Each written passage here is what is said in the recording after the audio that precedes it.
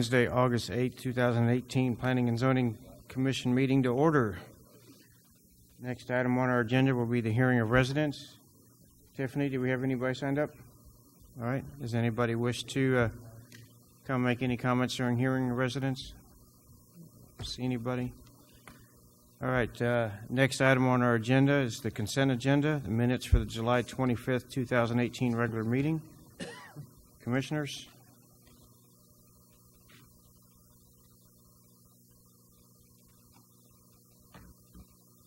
Mr. Chairman, I make a motion that the commission approve the consent agenda. Second. Okay. Motion approved by Mr. Outlaw and seconded by Mr. Greenwald. Any other comments? All right. We'll call for a vote. Aye. Aye. Aye. Aye. Aye. Aye. All right. Motion carries 6-0. Next item on the agenda, public hearing. Item 4A, SUP 2018-002. Hold a public hearing, consider and make a recommendation on a request for a specific use permit and associated conceptual site plan to allow a convenience store with gas pumps on an approximate .93 acre site. The property is more specifically described as Lot 6, Block 1 of the Tri-County Business and Industrial Park, Unit 1A Subdivision, City of Schertz, Guadalupe County, Texas, located at 17501 IH 35. Emily. Good evening, Commissioners. So the subject property can be seen here in green. This line here, most commonly known right now as the existing Jack in the Box on 3009 and 35. To the north, there is a 30-foot access and utility easement and then an existing restaurant. To the west, there is an existing convenience store with gas. South, 35 frontage, and east, FM 3009. They are requesting a specific use permit with associated conceptual site plan to allow a convenience store with gas pumps on this location. On July 27th, 9 public hearing notices were mailed to the property owners within the red 200-foot buffer. At the time of this presentation, we have received no responses in favor and no responses opposed. The comprehensive land use plan identifies this area as commercial campus, which you can see on this slide. It is intended for lower intensity commercial and office uses between major intersections as a buffer between the highway and the adjoining neighborhoods. So just to provide a little bit of background, the sector plan actually started on the other side of 3009, so this portion was addressed in the more recent sector plan where the commercial campus for this corner is still from the original comprehensive land use plan. So as I had mentioned, it's adjacent to an existing convenience store. There's also a convenience store across 3009 with the existing restaurant in this location. This property and all the adjacent land uses, we feel that the proposed convenience store is an applicable land use based on the surrounding land uses. So this is a site plan exhibit. It's kind of hard to see when you look at the whole sheet. So I wanted to zoom in a little bit so we could really talk about it. So they are proposing a 3,150 square foot convenience store, which you can see in this location, a 966 square foot car wash, 12 parking spaces, 6 gas pumps, and they are doing a dumpster enclosure that meets our specifications of 8-foot tall masonry with solid metal gates. The site does have 2 existing driveway access points, one onto 3009 and one onto 35 frontage. They are proposing an additional access point onto that 30-foot access and utility easement to the rear, and one that is specifically for the car wash as well. They are proposing a 24-foot fire lane that goes from 3009 to 35 frontage.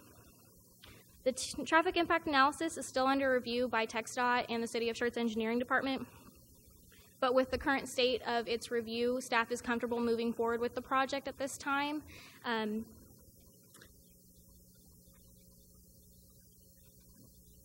So this is a landscape sheet for the site.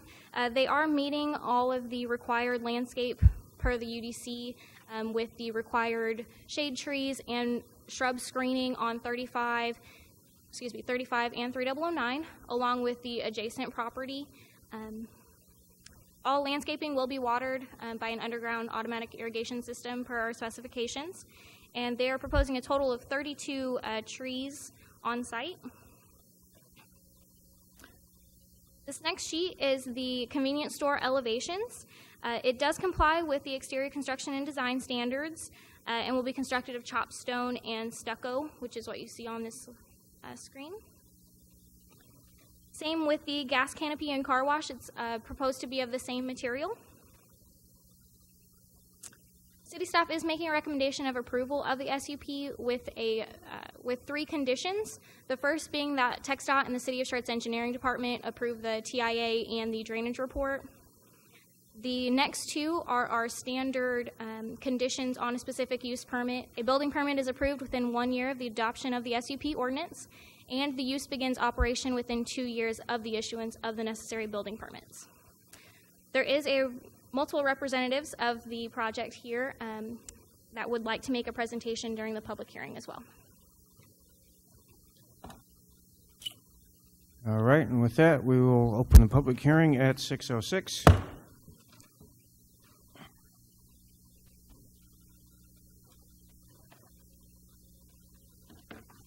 Good evening. My name is Karen Mitchell with Mitchell Planning Group, 7823 9 Mile Bridge Road in Fort Worth.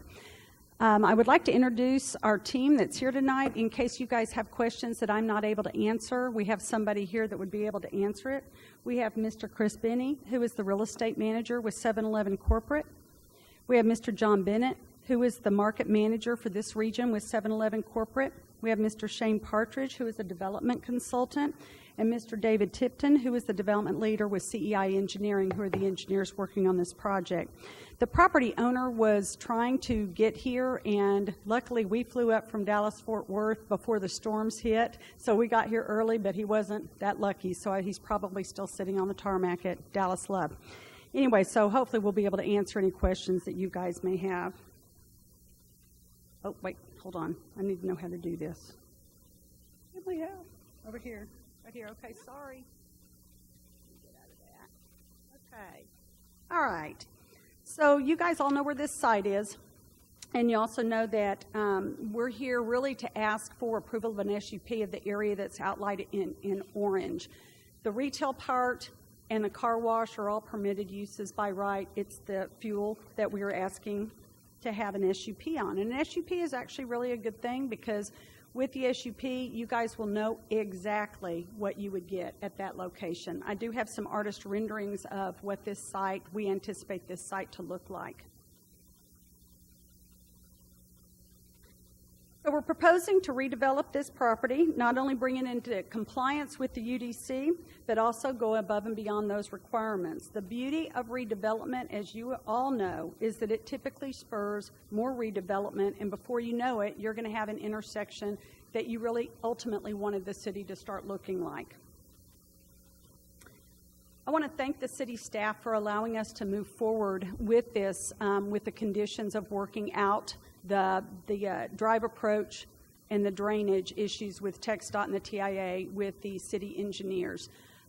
This is something that we have already had meetings with TxDOT and the city's engineers on this. We're still working things out, getting them some more information. So we appreciate very much the city staff allowing us to move forward with this conditionally.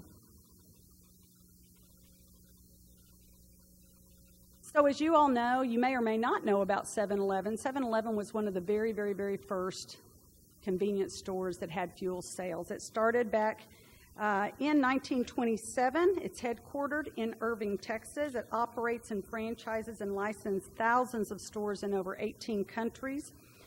And as staff has pointed out, we're proposing approximately 3,000 square foot store offering the convenience of fuel sales, grocery products, and fresh produce. One thing that's pretty important about this is that we're not a destination use. Rather, we're there for the existing traffic. Therefore, we're not going to be increasing any of the traffic. So what makes us different from the others? We're about to become an e-commerce digital store. What this means is that we're kind of bringing things up into the 21st century. If I'm staying across the street at the hotel or just down, and I think it's still a Best Western, just down a ways from there, and because I do travel a lot, and if I'm staying at that hotel and I check in and I have a raging headache and I don't have any aspirin, I can actually just download an app that 7-Eleven has now, and somebody from 7-Eleven will deliver aspirin to me. So it's something that they're doing that nobody else is doing. I'm going to go into a little bit more detail about that. For example, if you're at home and on a Saturday or whatever day of the week it is, and all of a sudden you need paper towels, or you might need juice, or you might need milk, you don't have time to run to the H-E-B, you can download the app, put it in there, and it will be delivered to you. Again, something that none of the others are doing at this time. We also have what's called the 7 Now, which is a rewards program that's based on points. Again, it delivers straight to the customer through the app. They do third-party delivery partnerships, and they're also working on fuel rewards, mobile wallet, and curbside.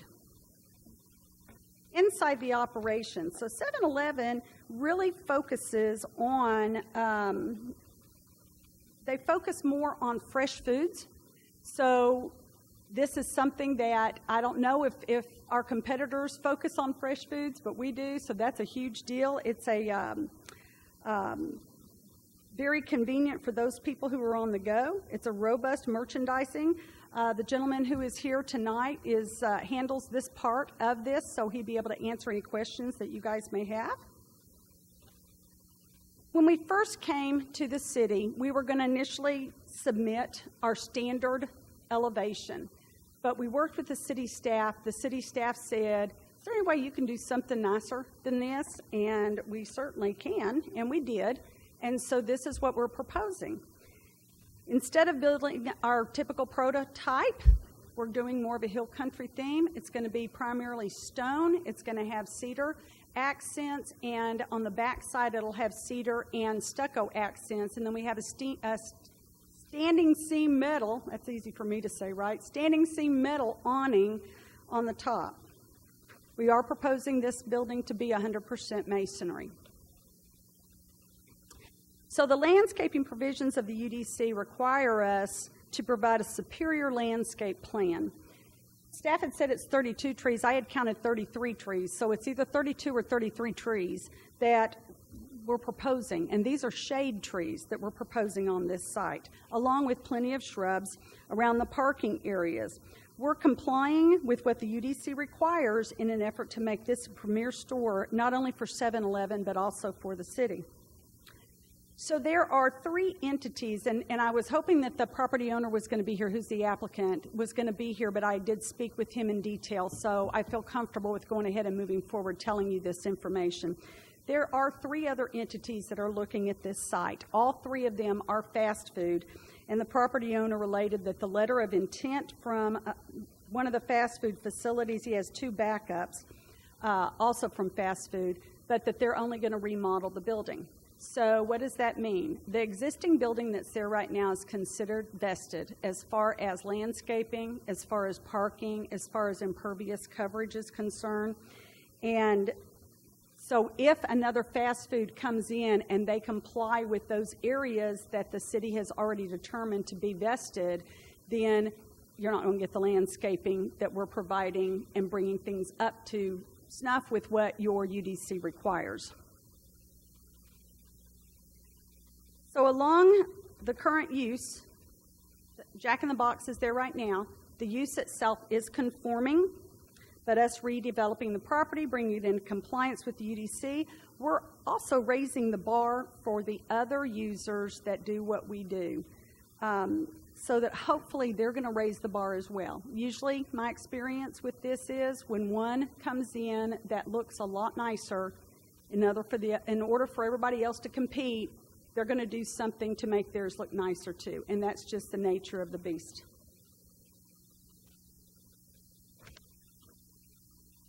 So let me make sure I'm at the right thing here. So redevelopment or not, again, this is what I talked to you about the 3 other entities looking at this. The vested.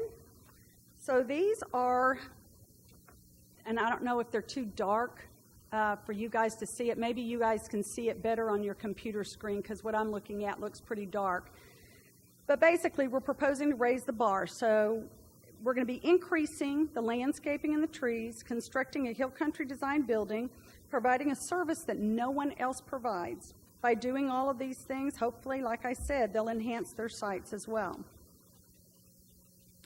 So earlier I had talked about the knowns versus unknowns, the SUP. The SUP process, the beauty of it is that whatever we're presenting to you right now is exactly what we're proposing to build. We're not up here to show you pretty pictures and build something completely different.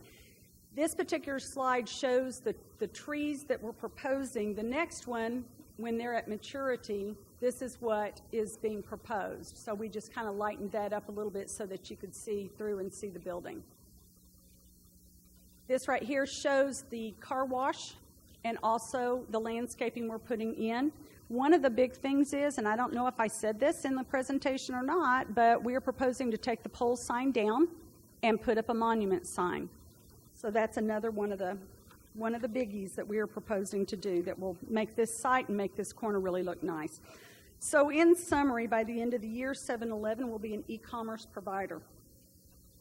If approved, this site will be brought into compliance with the city's UDC.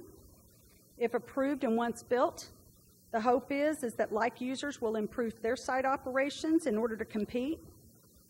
Each 7-Eleven tailors their merchandising plan specifically to the community that it's located in. The owners are very civic-minded, and they get involved in the community because this is where they live. They live here too. With an SUP, you'll know exactly what you're going to get. There are also very limited uses. This piece of property is less than an acre in size, so there's very limited uses that will go on this property. We comply with the comprehensive plan, like the staff report said, and the staff report is recommending approval on this. We're offering a superior landscaping plan and comply with everything in the UDC.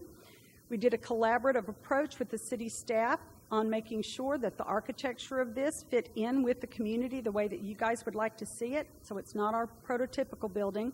We're asking for no variances or waivers to any of the city regulations, and we'll make this corner aesthetically pleasing for not only Schertz, but the whole surrounding area.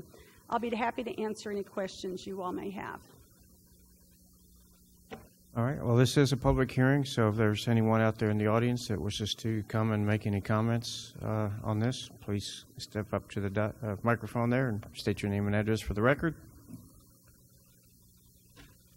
All right, and seeing no one coming up, then we'll close the public hearing at 6:18. Commissioners.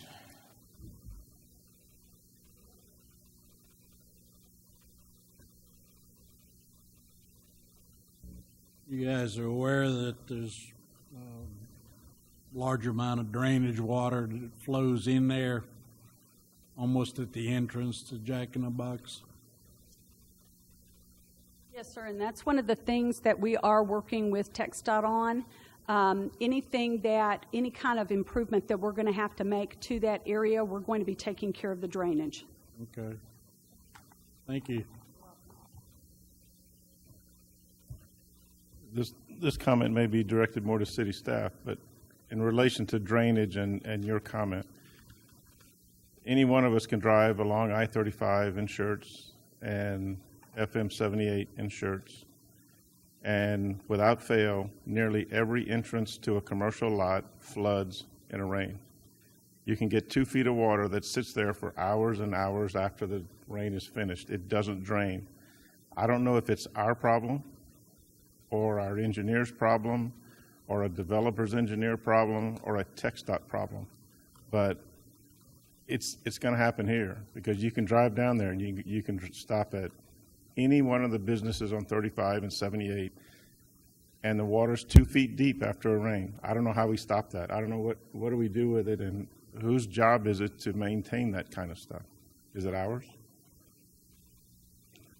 With it being on a TxDOT roadway, it's something that I think we work kind of collaboratively on, especially when it's something like this where the site is redeveloping. That's why the TIA and the drainage associated with that TIA isn't approved yet. We're doing a big conversation between TxDOT and City Engineering Department in order to try to mitigate that problem from on this site at least, continuing on in the future with the redevelopment. I guess it'll also depend on which way it flows, because if you go to the Shell next door, or you go to Taco Bell, Kentucky Fried Chicken, You go to anyone on 78, it's the same problem. And every time we do this, it says, you know, the drainage and flood plan's been approved and signed off by the city engineer. Bells and whistles, everybody's fine. It floods. So, you know, it's not something that I'm going to stop this development on, or I'm not willing to vote no on this, but, you know, it's a problem. So how are these? This is a beautiful rendition of what a 7-Eleven is going to be. 6 months from after it opens, are we going to flood every time we drive down there? I don't know. And that, you know, the brand new development on 78, you get 2 feet of water in there that stays for days. Commissioner, that was one of the comments or one of the points that when we met with TxDOT that we specifically wanted to have the city staff there, the city engineer, when we met with the TxDOT engineers, because they have to also approve what plans we have to improve the drainage of that area. Mm-hmm. So that's where we are. We're aware of it, and we're going to do everything that we can to make sure that we can't make it worse, but we're going to do everything we can to make it a better situation. Doesn't give us a warm fuzzy that they've already approved these plans 15 years ago. Sorry. I'm sorry. I don't know. It doesn't give me a warm fuzzy that TxDOT's going to come through on this. I don't know. It just, nothing drains right now. I have no confidence anything's going to drain in the future. And that's not a slap at you guys. I don't know how it works. I got another question about, I personally think there's too many trees on this lot. And specifically where the overhead power lines exist. Yeah, he's over there. Mr. James and I have talked about this before, and we just haven't changed anything in the UDC. Eventually, some of these trees are going to hit the power lines, and CPS or somebody's going to come in and chop the tops off these trees. So why do we want to plant them in the first place? And is there a way that can P&Z reduce the number of trees in this development? Do we have that authority?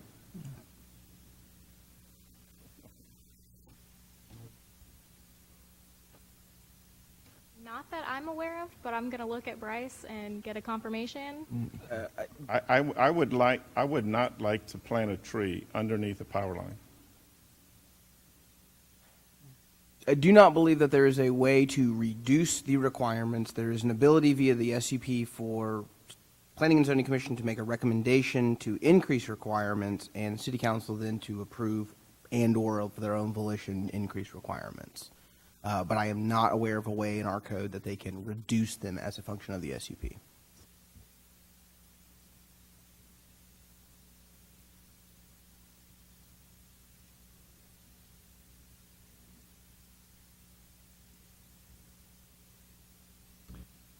First of all, thank you for the access to the alleyway in the back. That's always been, of course, Jack in the Box has been up there for a long time, and if you were coming from the south, you had to come all the way out to 3009 and make that little short turn to get into their parking lot. So I think that's a big plus with having that access, and of course that gives you right across to Arby's. One thing I was looking at, and this again probably more of an education than anything else, when I look at the car wash, we show 3 cars stacking for 3 cars. So when I look in the UDC addresses banks, fast food places, and kiosks.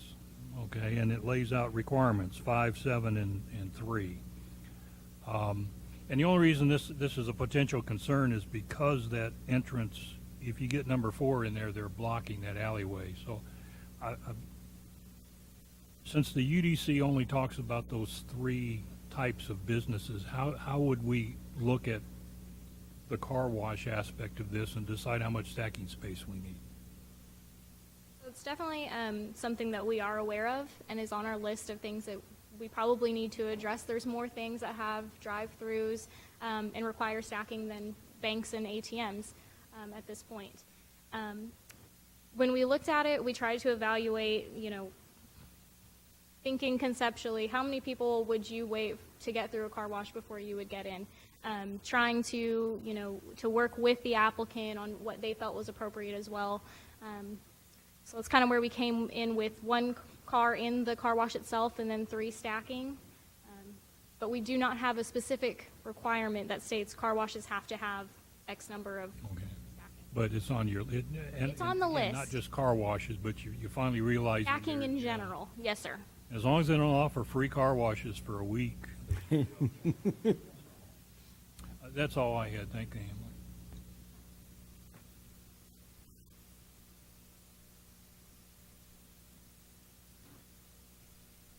All right, does anybody have anything else?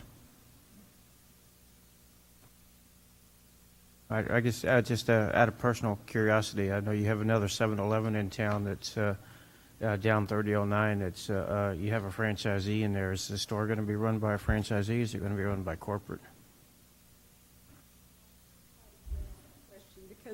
Because the beauty of what 7-Eleven does is the franchise is the business owner, but the property and the grounds and the building is all owned by corporate. So it's kind of the best of both worlds.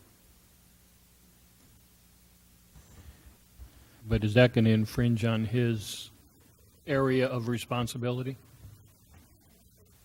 As far as the franchisee? Oh, no. Don't they have an area that they are guaranteed? I'm going to ask one of the corporate 7-Eleven corporate to come up and answer that. Yeah, hi. So just to answer your question, our franchisees have signed a franchise agreement that very specifically outlines the grounds, what they're responsible for, whether they use our contract to landscape the grounds, whether they use their own. But whatever it is, we have a standard that they must meet at all times to maintain the grounds. Yeah, but I'm more talking on customer flow and foot traffic through the door. Do you have a saturation point for a zone where their franchises are protected? If we hit that, I'd be thrilled to death. I don't know if we've really come across that issue of saturation. I don't know, Chris, you have anything there that's...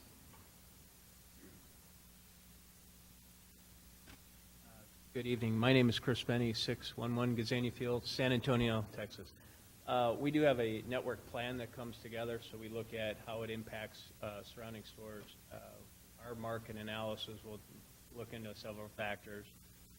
Fuel, whether it's a morning store, and John will be part of the discussion whether or not it's an evening store. People have patterns, and so I think what you're asking about is, are there guaranteed rights of 7-Elevens close by?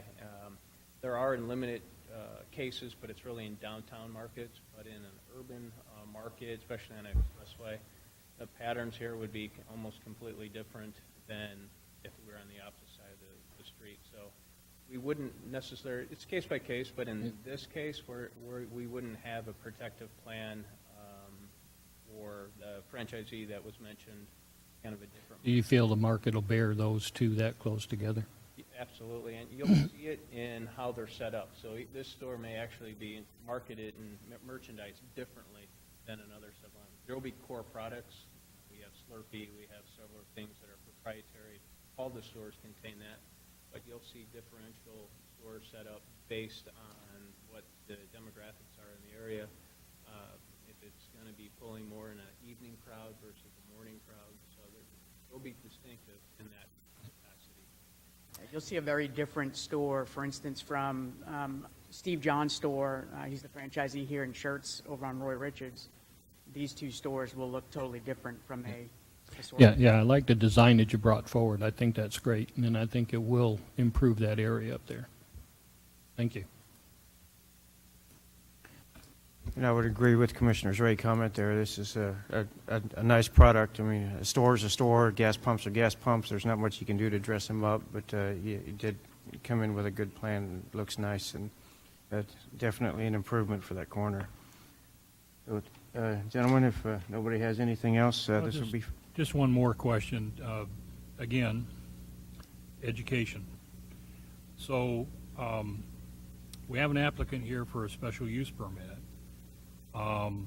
But based on the presentation, there are 3 other people looking at the property. So how does all that, we approve the SUP, but that doesn't necessarily mean that's the way the property owner's going to go? I mean, how does this all work? We're under contract. 7-Eleven's under contract Okay. for this. Usually what happens is that property owners get backups in the event if we were not to get approved for this SUP. They've got their backup. Okay, so you're number one right now. Okay. Thank you.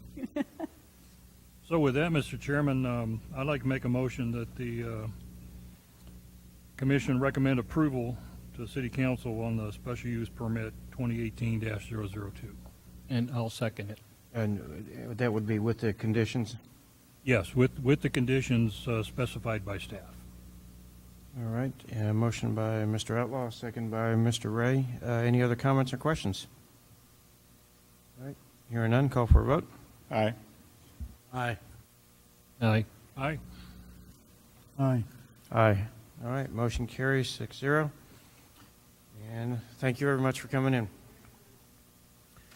All right, next item on our agenda, item 4B, ZC 2018-004. Hold a public hearing, consider and make a recommendation on an amendment of Part 3, Schertz Code of Ordinances, Unified Development Code, to Article 8, Special Uses and General Regulations, subsection 21.8.2, Accessory Buildings, Uses and Structures, Associated Code of Ordinance Amendment. This was tabled at our July 25th meeting, so as we move forward, first we need a motion to take this off the table for further discussion and consideration. The chairman make a motion, we take this off the ZC 2018-004 off the table for discussion. All right, a second? Second. All right, second by Commissioner Bro. All right, call for a vote. Aye. Aye. Aye. Aye. Aye. Aye. All right, motion carries 6-0. Bryce. Good evening, Commission. So, as staff was reviewing this item towards the end of the day today, we realized that there may be some building code and fire code conflicts that we would like to investigate a little further before we get a recommendation out of the Commission. So we will go over a couple items tonight, but staff is going to recommend that you table this item again for it to be heard at the following meeting so that we can ensure that there are no conflicts. Again, we want to make sure that we've dotted the I's and crossed the T's on this. So with that, I will turn it over, and Chief will talk to you a little bit about what we've come up with conceptually and kind of where we landed. Okay. All right, thank you for listening to us again tonight to talk about this. So we just got some help from planning to make a map here on our PowerPoint slides. So what we just wanted to kind of go over here was we still have a 10-foot buffer maintaining, you see on the sides of the residential home here. This side and this side, we're still representing that we've got that 10-foot space to keep working over there for our firefighters to work on both sides of the structure.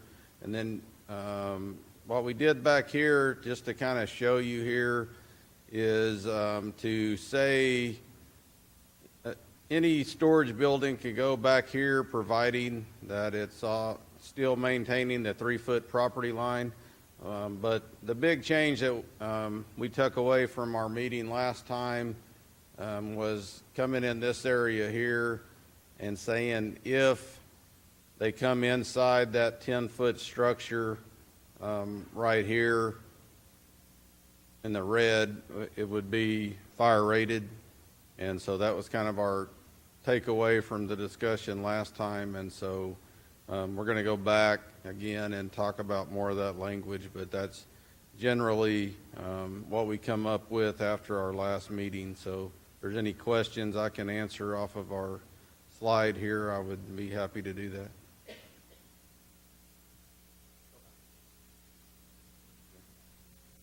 The next portion on this is about permitting, and staff has kind of revisited that as well after looking at it a little further from what our original recommendation in the staff report was, which was just to add permits for the fire-rated sheds. We are actually creating a little bit more of a problem, and I don't know that we're completely directly addressing kind of one of the bigger issues that we've had in here. Mr. Dawley, you, in our meeting this morning, you kind of also brought this up, which is, so this is all great, what you're proposing, but what are we going to do about the North Cliff stuff? So this doesn't directly address some of the issues about how that came around, where They were very correct. They did not need a permit from the city to install a shed. However, they didn't install it to the regulations. There's some mixed messaging going on there.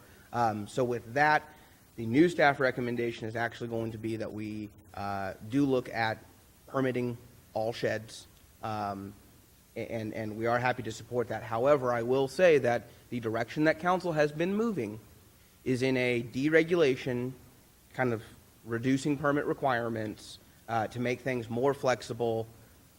On the, while that is great for the community, there is kind of less of that hassle of permits that they typically get of, oh, I've got to take off work, I've got to go in, I've got to file this, I've got to figure out how to file it as a homeowner because I don't want to pay some contractor to do it for me. There are a bunch of items that come in with that. So staff is kind of in an all or none position on this, which is either we don't permit them at all or we do permit them. We're leaning towards permitting because, again, it does bring in that portion of regulation to say, hey, this is kind of, you do need a permit. Hopefully you'll call and ask. We can give you that information. I'm sure we will still have people who don't pull permits, who put sheds in the wrong place. It doesn't actually solve that problem at all. But again, there are very, very important items, and as we finish the public hearing, I'd like to kind of discuss this with y'all a little bit more about some of the pros and cons to permitting or no permitting, and then how we come up with an answer to that question. So with that, I'll move out of the way and see if anybody wants to chime in. And we'll open the public hearing at 6:36. Anyone wishing to come up and speak on this, please come up to the microphone. State your name and address for the record. Seeing no one, and we'll close the public hearing at 6:37.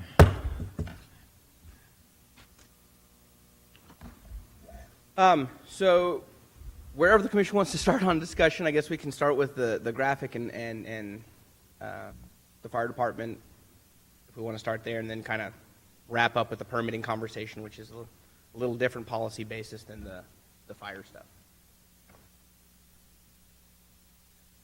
So, Mr. Chairman,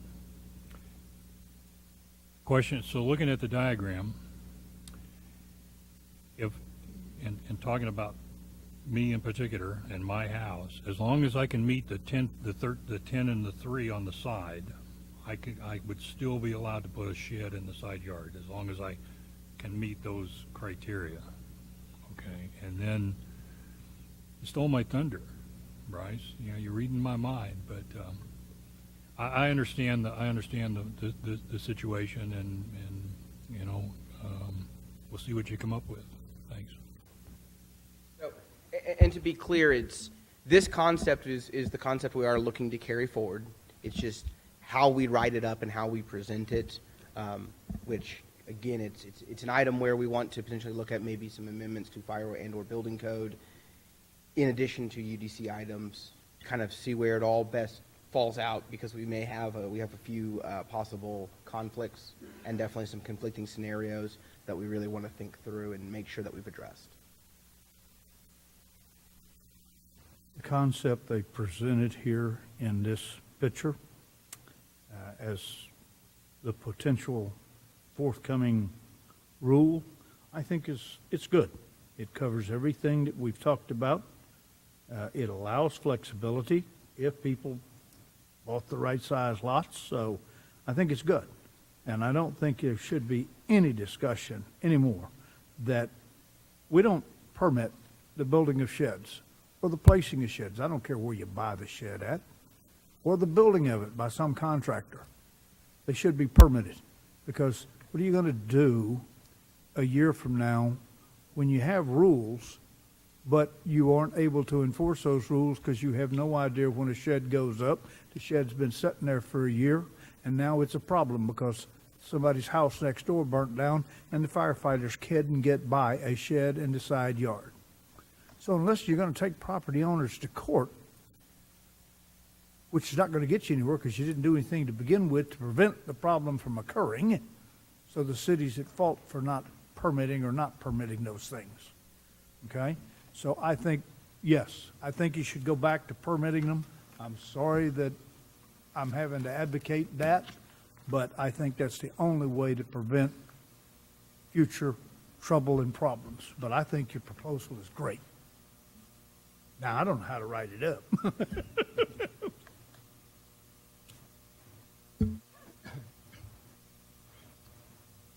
I think most of the discussion amongst the committee here is we're looking at safety of the fire department. I don't want to see anybody get hurt. I don't want to see any citizen get hurt. But they blocked the access to a fire hydrant or fireman's access. I'm sorry, but again, we should have been issuing permits, even if it's was it 120 square foot that you said should be a one-time issue. If it's bigger than that, different story. But I think this is the way to go. You've got access. You guys have got access. I hope it never comes to it. That's all I can say. Thank you.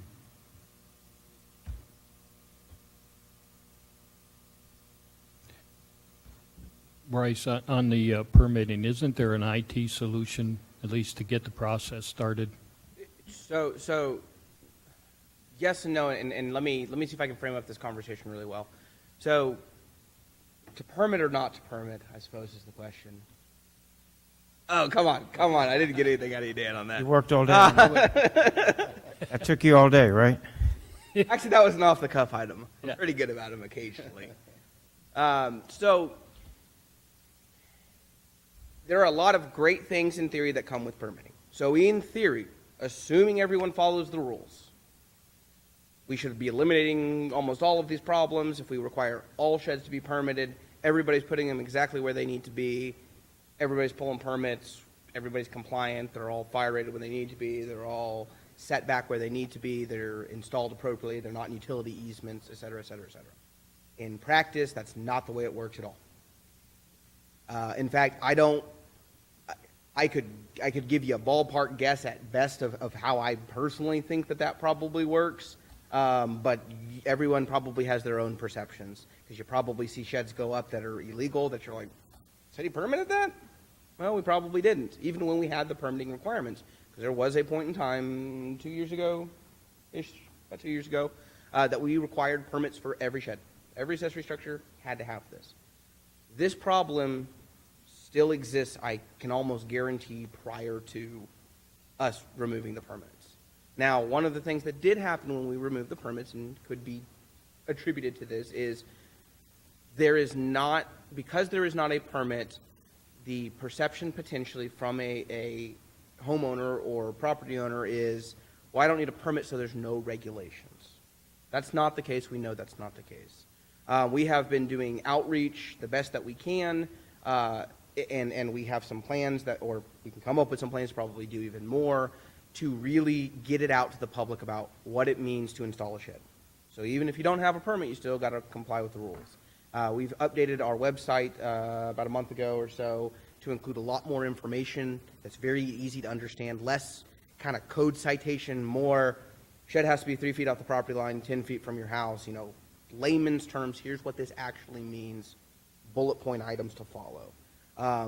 We've run an article in the Schertz magazine, but there's always the option that we can run like a half-page article that just stays in the Schertz magazine, always. It's just a reoccurring item for all residents who pick it up. There's just a little placeholder that's got this in there. There's a bunch of outreach that we can do in an effort that we can focus towards getting the word out to folks so they understand that while there's not a permit required, you can, there still are regulations, and we can walk you through what those regulations are. The flip side of that also is reinstituting a permit. So what staff's not a huge fan of is continuing a partial permitting system. It becomes very complicated, because kind of where we're at now is, this is what I have to tell someone when they ask me if they need a permit for their shed or not. It's not a simple yes or no. And so that's part of our problem is it's overly complex. And it's not necessarily written in an overly complex way, just the way the requirements work. So is your shed in the floodplain? Yes or no? Well, I don't know. Maybe. Is it an easement? I don't think so. I mean, I don't see overhead electric power lines, so is it an easement? Well, we all know that that's not necessarily what defines an easement. Is it, does it have a permanent flat work? Well, they can probably answer that question. Yeah, I'm going to pour a slab for it. Okay. Does it need to be fire rated? Well, I don't know. Does it? That's kind of what the homeowner's thinking. We've made this complicated, and can we talk them through it? Sure. Assuming that we catch it and we understand what the question actually is and we give them enough information. And we're kind of getting the human error issue at this point. So staff's kind of opinion is kind of an all or none. Let's go one way or the other. And let's either tell them, no, you don't need a permit for a shed, but you do have to follow the regulations, and let me tell you where you can find them and let me go over them with you. Or, yes, you need a permit, you also have to follow the regulations, let me tell you where you can find them, and I'll go over them with you. I mean, it's kind of the same conversation either way. In theory, we'll get more compliance by instituting permits. We're also going to get more complaints. So, we may also, the flip side of that also on the other side is if we don't do permits, we're going to run into a situation like we've had in the North Cliff subdivision. We may have that in other areas of town. That's just one that's kind of a little bit of an anomalous item because they do have this kind of backyard feature, if you will, that's not a common item in other neighborhoods. So I'm not quite sure how prevalent this is elsewhere. We have looked in the North Cliff area, and code enforcement's kind of been through that, looking, and there are multiple violations. But just kind of in passing as I drive through the city and look around, I don't know that I see as many side yard violations. I'm sure they're there. It just doesn't quite get you as this, whoa, this is completely out of control issue. And so it's a weighing of the complaints. Do I want people to complain about, I've got to pull permits, I've got to come in, I've got to file this stuff, I've got to pay this money, I've got to deal with the city, I've got to take time off work to do it, or code enforcement cited me, told me I can't have my shed here, and now I can't have my shed at all. The way city staff kind of falls on this is we'd rather have people come in and complain about the permitting portion because that's a little easier to deal with than, yeah, it's great that you paid $2,000 for the shed, but you can't even call your buddies to move it because there's no place you can put it on your lot. That's a hard conversation to have. No one wants to be the bad guy. Y'all don't. I'm sure city council doesn't. We don't enjoy that part either. In all of this, again, I'm not talking about the safety items because this is a relevant item, and we do have that. But I do want to make it very clear that the perception and part of the reason that we went towards eliminating permits, and I believe the original staff suggestion was to do away with permits altogether, where we were leaning at the very, very beginning when we talked about the reduction of shed permits, and we kind of came down to 120 square feet as a compromise of it's kind of the biggest kind of regular size shed that people buy. Yeah, that's great, but if they're going to go bigger than that, then we still want to go with the permit, and that's kind of the compromise that staff agreed to as we instituted this. And so it is a hard question. I don't know that we have a direct answer that actually solves this problem. One of the best ones may actually be education and spending that time and spending that effort really trying to educate the public, really trying to get the word out there. Here's how this goes, here's how this goes, kind of this mantra we'll recite as staff to make sure we're doing it right. So, kind of with that, if I can get the commission's opinions as we kind of go down on both of these, weighing that, because, again, city council has made it very clear to us that they are looking to deregulate things. They are looking to eliminate permits that they feel are less necessary. Because really what the permit is we're looking at a 2D placement, and then we go out and we inspect it to make sure it's in that place. With the fire rating, it may be a little different. That's a new one, and I'm not as familiar with what goes into that, but I'm sure it's similar. Did you do this correctly? Did you paint it with the right paint or put up the right fire rating drywall, so on and so forth? Look at that. But it's not a overly difficult process, but it is time consuming, and it often does require homeowners to still be home to let folks into their backyard, things like that. And unfortunately, we're not at an ability where we can say, yep, we'll be here at 2 o'clock at your house, no matter what, to do this. So just take off from like 2 to 2:30 and you'll be good. We do try our best to give homeowners deference and work with them and call them as necessary kind of beforehand and some notes that they can toss in there, but we don't get it right all the time, and we just kind of do the best that we can. I think one of the things you need to do is the HOAs and get them on our side. One thing that would really help would be a couple of the pictures that Glenn's got. And say, would you like this to be your house? Yeah, and absolutely. Going into the outreach, I think the Northcliffe item really helped us understand that there's a gap in the understanding of what's going on. So it's great that the HOA is reviewing for their compliance. I don't expect them to review for city compliance, but we need to educate them that their rules may be different.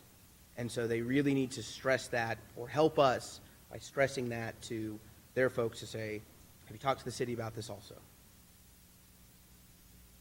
That kind of thing to really get that conversation going. And, ideally, hopefully maybe the folks who are doing those HOA reviews, we can kind of get in contact, or maybe we can put together a little packet for common items that HOAs are approving that we're also looking at, or that we're requiring as permits come in, accessory structures, small additions, porches, some of these things that are regular additions that HOAs deal with, that HOAs will issue permits for or approvals for that may not be in compliance with city regulations. Just real quick, can you go back to the image? It doesn't say it in here, and I just want to seek some clarification on that. The 80-foot lot or less will probably cover 80 to 90% of the single-family homes in our community. But, down on the southern end, we have Halley's Heights, Ivy, Hunter Estates, Ivy Estates, the Reserve, where they're on half-acre lots. So if we're allowing the sheds to be as close to being against the back of the structure as long as they're fire rated, will we also be allowing them in those properties that are large enough to be able to put it up against the side of the house as long as they're fire rated and can maintain the 10 feet? So the current proposal does not allow for that scenario. And I'll look over to Emily and I'll have her either look this up or verify. In our R8 zoning district, I believe the side yard setback is 20 or 25 feet. So the requirement that we would have would be that it would be, right now, you would be able to put probably an 8x10 shed there, maybe a little bit bigger, in the side yard, but you would have it closer to the property line. So it would be kind of the 3 feet, the shed, and then the 10-foot separation between the building and the shed. Part of the difficulty that we've had in here, and I'll let Fire chime in on this as well. Let me jump in just to talk about that real quick. We still want to maintain our 10-foot, even on a larger property like that, just to still maintain our working space. We work up under the eaves of the house, and so when you put something and allow it right over in there, on a fire that starts spreading in the attic, it's very common for us to come in and start pulling down the fascia and sheeting and stuff from underneath the roof line that comes out.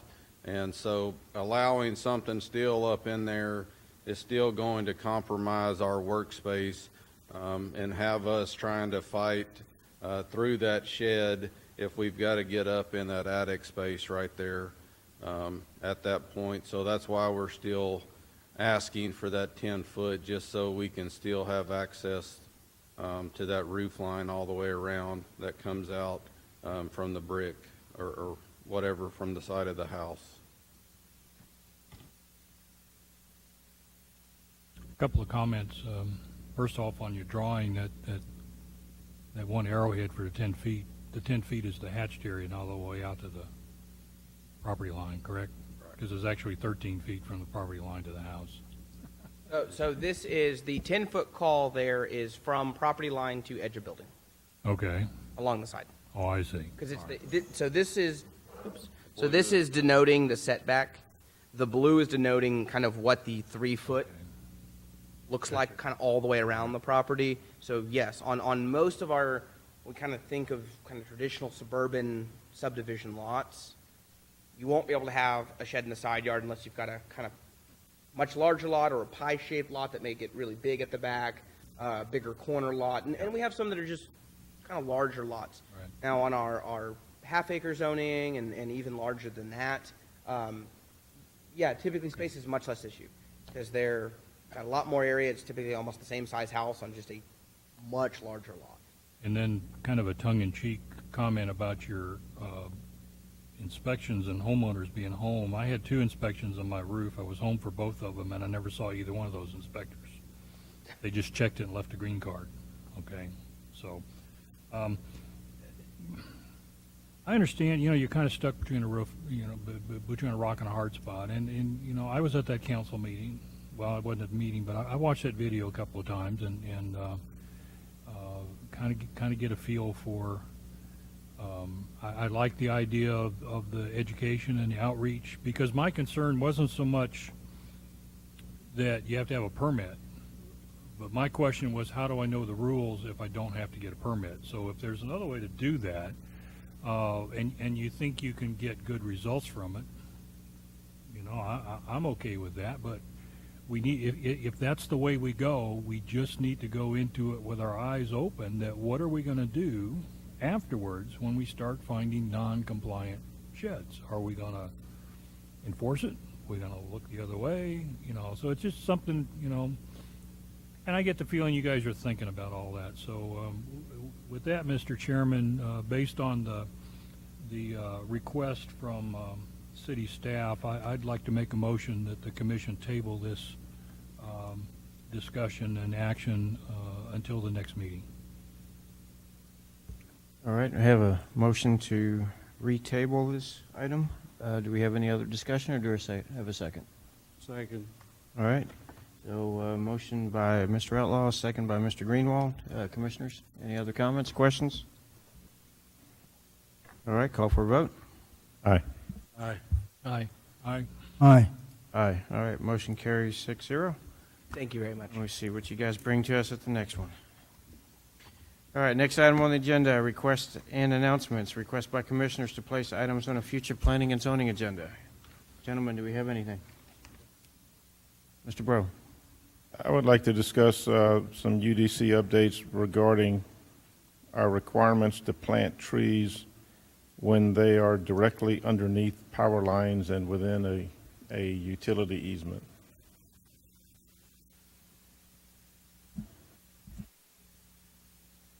All right, anything else? All right, next item on the agenda, announcements by commissioners, city and community events attended and to be attended, continuing education events. Anybody? All right, next item then be announcements by city staff.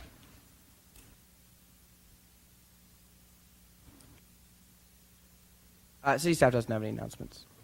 All right, and with that, then we will be adjourned at 6:58.